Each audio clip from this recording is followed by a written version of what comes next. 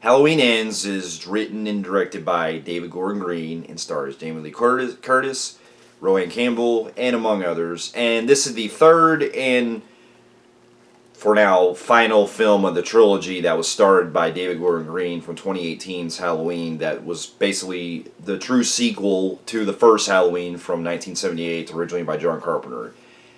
And in this story, it deals with a new character that's introduced named Corey Cunningham, who basically, if you've seen from the trailers, and also it's kind of not really a spoiler at this point, he essentially gets accused of falsely murdering somebody after babysitting one night, and pretty much the town hates him, and he ends up coming across Michael Myers, and yeah, I'm gonna fucking say it. It basically becomes him essentially trying to basically going on a killing spree after he encounters Michael Myers, and it becomes more or less like a fucking remake of Christine, John Carpenter's Christine from the 80s, along with some other touches of Friday the 13th Part 5, A New Beginning, Jason Goes to Hell, The Final Friday, and also the kind of what the original idea was for Halloween 5, when it was going to have Jamie Lloyd pretty much become the killer.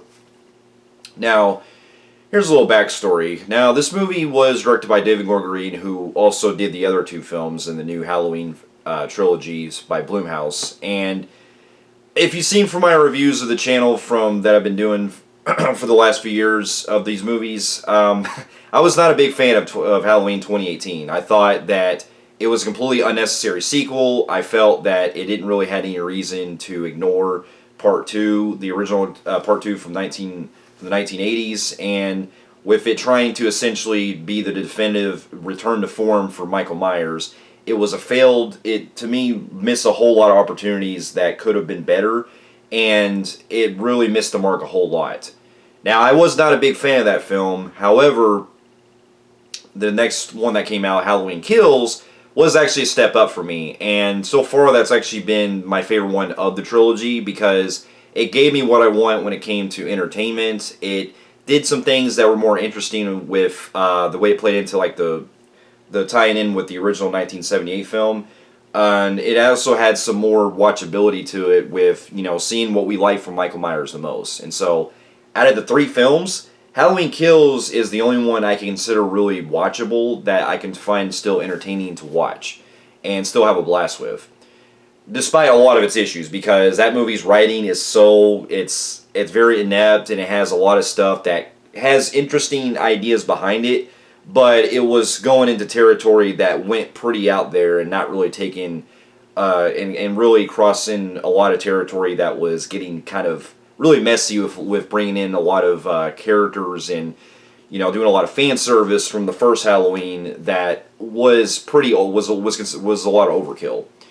Now, after that movie, though, it seemed like this whole trilogy that David Gordon Green planned out was something that, I don't know if it was already initially planned after the success of 2018, or if I'm really guessing that he was basically writing as he goes along with Danny McBride, and really not having such a clear, cohesive direction of what they wanted to do with the Michael Myers character. Because after seeing the fucking new one, Halloween Ends, which was basically labeled to be the final battle between Jamie Lee Curtis and also Michael Myers one last time, and with it being the definitive end.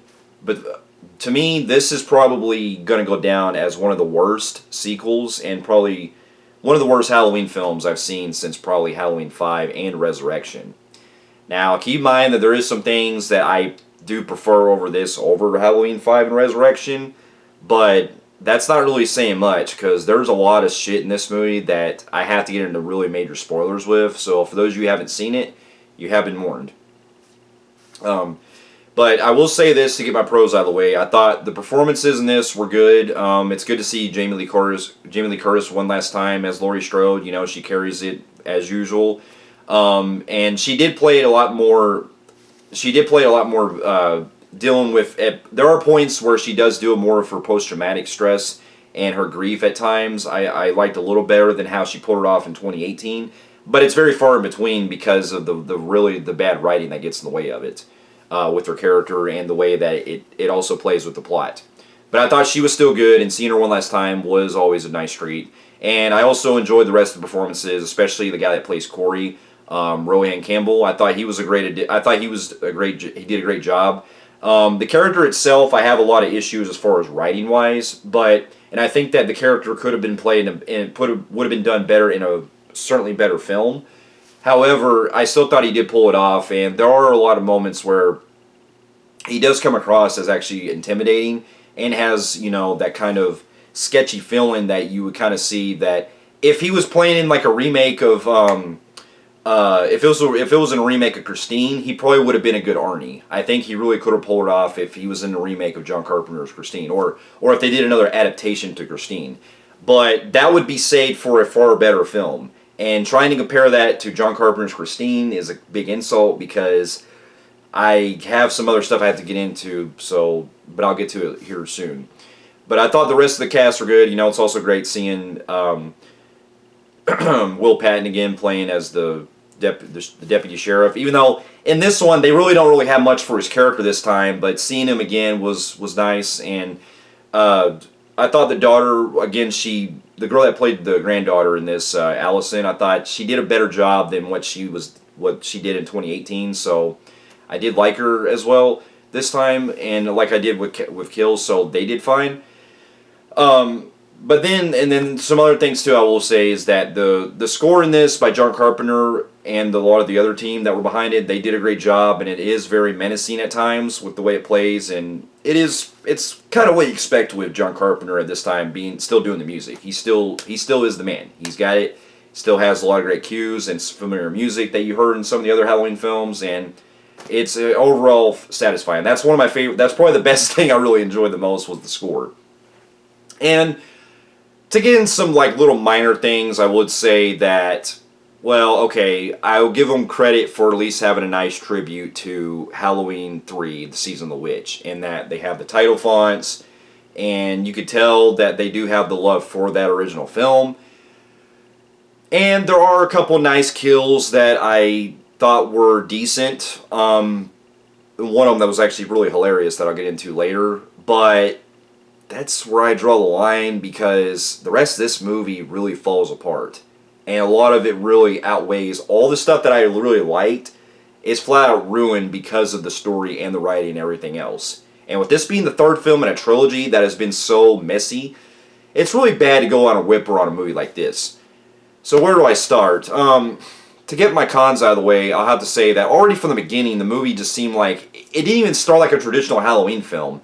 I get that they wanted to do something a little different, but they have it where it's starting with the Corey character that's introduced in the 2019, a year after the events of Halloween Kills. And while it is an interesting idea because essentially the way it's set up is you have Corey that's babysitting this kid, and there is a situation that goes on where the kid is not really getting along with him, and he locks him inside this closet or wherever, or it's upstairs, wherever this room is.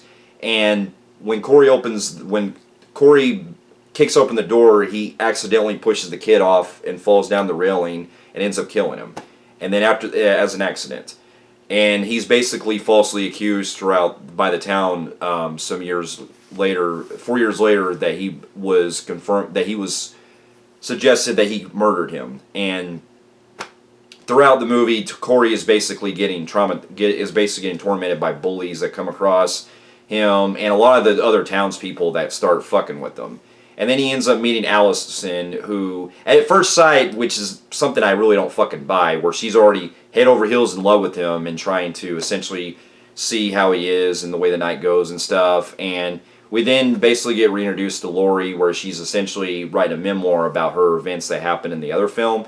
And keep in mind that all this shit that we cut to 4 years later, there is no explanation of what's happening because there's all this stuff that's happening in between that we could have really explored more with, especially with all the townspeople that were essentially still traumatized by the events of Kills. And also, pretty convenient for Laurie to fucking move on after 4 years when her daughter died in the last film. That's not even really touched upon. And I know that there's... And it's because it's just very inconsistent for me with that because of the fact that you have Laurie, who prepared 40 fucking years for Michael Myers to get out and, being in that kind of PTSD kind of momentum, like she was in 2018, which I still had a problem with, but you could see still where it was going with her character in that. But in this, I'm supposed to buy that her, after just 4 fucking years, that she has not gotten over her daughter's death that was killed by Michael. It almost seemed like killing Karen off in the last film was completely fucking pointless. And so I had a really big issue with that, with Laurie's character in this. And on top of that, the whole way that the movie plays along with Allison and Corey having this thing where she's essentially, getting involved with him and feeling sorry for him and stuff. And to me, I didn't really feel like these two had chemistry together at all, and it really felt non-existent. And it just felt like I was watching a completely fucking different movie, because throughout about the first 40 minutes or so, this really takes into a different turn to something that we haven't seen in a Halloween film that I should not be watching. And I know that the whole idea is to make something different and all, but this is straying too far to where, I'm sorry, but I would not compare this to Halloween Season of the Witch. I give Halloween Season of the Witch a lot more credit, and I enjoy Halloween Season of the Witch, the third one, because Carpenter actually knew what he was doing when it came to wanting to do an anthology film. This had no excuse, because this is essentially bringing a character in that could have been properly introduced in the other films, at least in 2018, and could have really seen more about, tying in with the events of Michael Myers and stuff. That, I think, probably would have been as a better approach. Or if you wanted to make it as a standalone film that wasn't necessarily connected to Halloween necessarily, I think it probably would have worked better.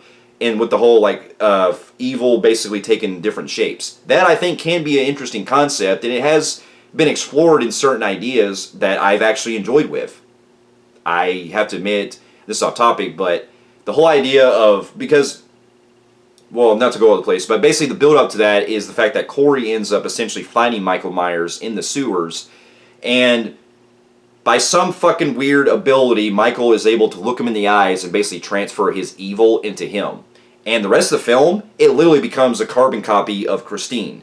And that basically he starts to lose his mind. He is getting revenge on the bullies that were fucking with him and all the people around him that were messing with him. But this really doesn't feel like a fucking Halloween movie. And this is basically ripping off other ideas that would have been that I found myself more interested in, with, I gotta admit, it's a guilty pleasure, but I thought that whole idea worked better for me with Jason Goes to Hell the Final Friday. It is a flawed movie, and it has a lot of issues, but it's still watchable, and I still have a lot of fun with that movie. And also, they could have used this whole concept right here could have been used with Halloween 5, the original idea with Jamie Lloyd, because that was actually built up upon in the 4th film. They didn't want to do it because they thought they were scared that they would take away. They didn't like the idea of a child basically being a murderer, and that was also taking away Michael Myers. Well, doing it here is no fucking different. The fact that you basically have Michael Myers basically sidelined throughout the movie doesn't help, and the fact that he's also weaker, which really neglects the whole fucking thing that happened at the end of Kills, where he got his ass beaten, shot, ran over, all kinds of stuff, and yet you're taking that away. And I know that there's been that whole debate about him basically being weaker because it's been 4 years, but Michael Myers was still in prison for 40 fucking years, but was still able to get out with him in 2018. He was still having superhuman strength. A guy that can fucking bend steel. So I just find it really inconsistent that they really took away a lot of what Michael was capable of.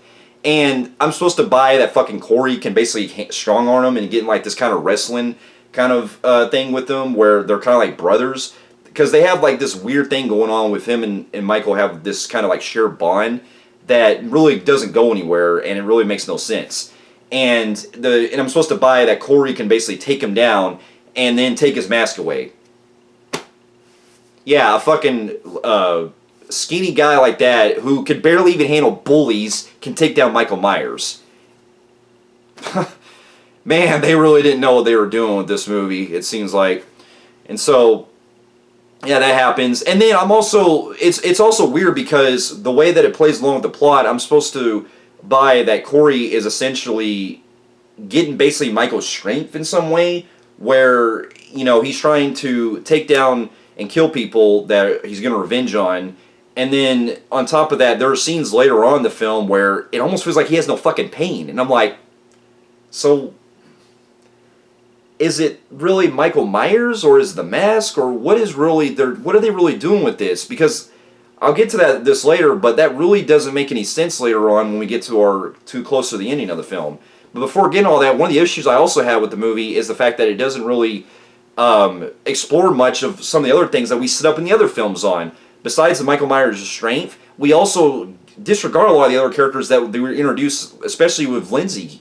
Lindsay in this film serves no purpose other than the fact that, she's working on the bar and, she's basically giving advice to Allison and stuff about, choosing who she wants and stuff. But it almost really seems like to me that Kills probably could have had a definitive ending had they probably would have never had this movie exist. I kind of almost look at this movie as basically like, and it's a weird comparison, but with the whole gap and how they're basically, kind of far apart and everything, where there's like a time jump, it almost seems like this one was essentially felt like an epilogue to like the other two films, where the first two are very close, and then this one feels like an epilogue, and not a good way. This one feels like the one that sticks out so bad to where it almost really seems like an afterthought about what they were trying to do with Michael Myers.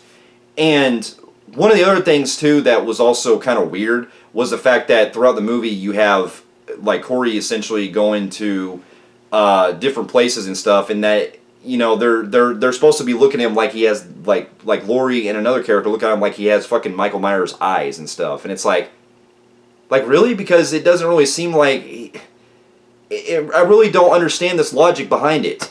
And I know there's that whole debate about with Michael Myers that he's supposed to be mysterious and stuff, but you got to understand, these last two movies have clearly shown that there is more to him, where any kind of human part of him is completely doesn't even exist. It was even mentioned that, or I believe it was mentioned that in the original film with that Dr. Loomis said, behind these eyes, the most blank face, that this was the devil's eyes, something that was so beyond, more than human. But no.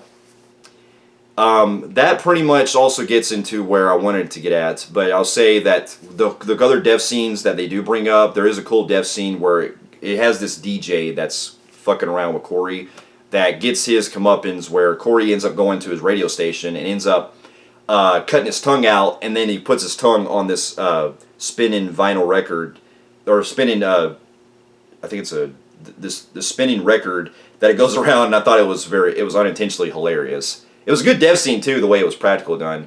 But that was like probably the only death scene that I really enjoyed, that you could really tell what was happening.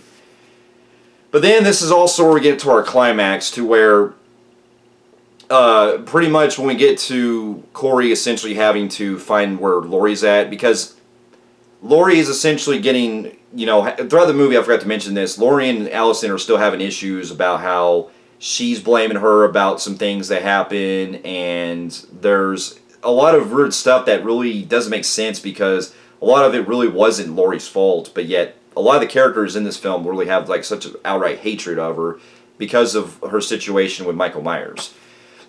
And so she sets up this kind of scene where it looks like she's about to kill herself, and she almost, doesn't show it, but she pulls a gun, and you hear a gunshot that goes off, and then Corey enters the room, and she ends up basically shooting him, falls down, and yet he can still survive fucking bullets. And then it's made up to where he wants to essentially try to run off with Allison, or try to basically blame his death from Laurie, and so he ends up stabbing himself with a fucking knife, ends up going out, and then pretty much Allison comes and then blames Laurie for him and everything.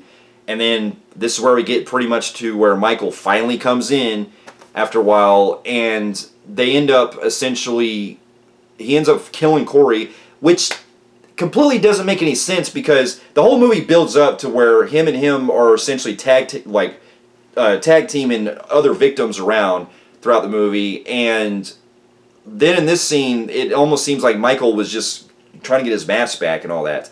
But earlier in the film, when we first see Michael and him trying to kill this one guy, he could have killed him easily and didn't really need to use Corey. So I really don't understand what the fucking point was the point of having him doing all of his dirty work in order to get his mask back. And if the idea was to basically get Michael to do all of his killings to make him stronger again, that goes nowhere in this, because after that he ends up killing Corey, snapping his neck. He has the final scene battle that we've been waiting for to see with Laurie Strode, and this was one of the most like anticlimactic battles that I've seen probably since Resurrection. Now, I was pissed off when I saw Resurrection with the battle that happened with him and her, because I thought it was more epic the way it played out in H2O. Here, I'm supposed to buy that Michael Myers, if he is meant to get his strength back, he completely sews himself to where he doesn't have really hardly any abilities to going up against Laurie, who's now a 6-year-old woman who's able to take him down and basically beat his ass like a fucking ragdoll. Like, this was so insulting to Michael Myers that I couldn't. I was just in the theater like this, just fucking almost wanting to tear my head off, tear my hair out.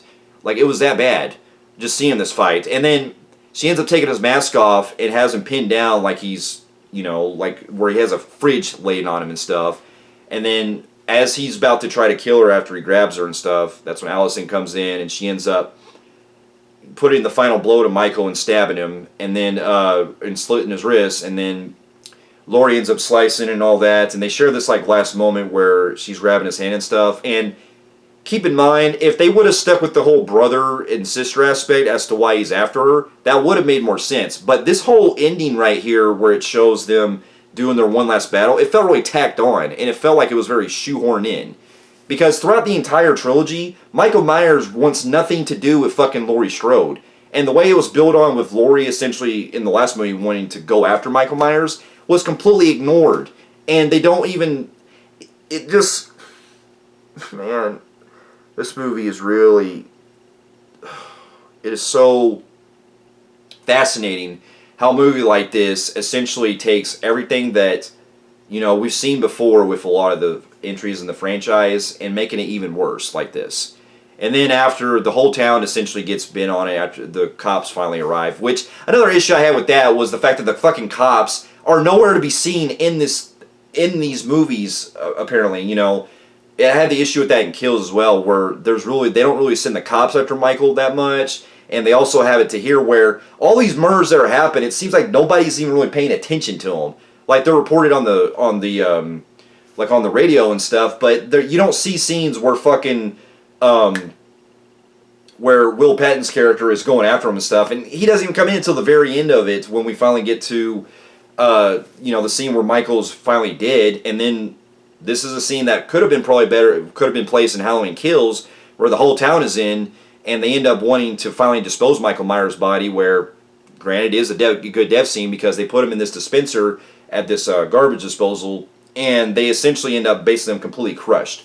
Now, if they would have done something like that at Halloween Kills with better writing and the better direction to where it took on, I could have been satisfied with that. So, that's basically the end that we'll ever see from Michael Myers, but I'm sure in a few years or so we'll probably get another reboot. But I think what could have probably worked better had you would have done a better ending with that is if you had Laurie die. Now, I understand they probably didn't want to give that approach where, they probably were scared that they would have done what they did with Resurrection, where they had to kill Laurie off. But if you're going to go out, you might as well just have Laurie die and just give us a definitive ending along with Michael. That, to me, probably could have at least maybe upped it up a little bit on that. But, I mean, at this point, it doesn't matter. The movie just ends with her getting a happy ending and her finally getting with Will Patton's character. Well, that was a mouthful. I know I pretty much went into the whole summary of the film, but this was a lot to sink in because of all the issues I had with it. Like, everything that I really enjoyed from this series for a long time, with all these different timelines that we've had in the franchise, it really seems to me that that they really had no laid out plan that they were going with this trilogy. I honestly think that if they probably would have ended it with 2018, I mean, I would have still been pissed off the way they did it, but it wouldn't have necessarily, it wouldn't have opened the door to, other sequels that didn't really need to happen. Even though I'm fine with Kills existing because that is still watchable, this, I swear, I left the theater and I was just so like enthralled that this is going to be probably the last movie that the last Halloween movie that we ever saw with Jamie Lee Curtis, and them going out like that was such a fucking whimper. And to me, if I would go in my head canon, I would go just 1, 2, and Halloween H2O. That's how I feel like that's a good trilogy in my eyes. I can still include Halloween 3 Season of the Witch and Halloween 4 because I do enjoy those films. But the rest of them, a lot of the other ones in between, minus the remake and all that, and Halloween Curse of Michael Myers, the rest of them I feel like are so like god awful and everything that it just seems like they really don't have any. They don't have any more. It's like they didn't know what they wanted to do with Michael Myers in the end.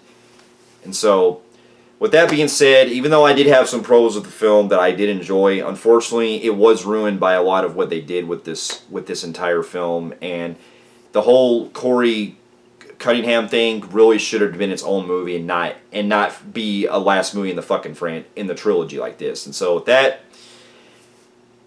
I'm giving the movie a flat line on the Film Freaks meter.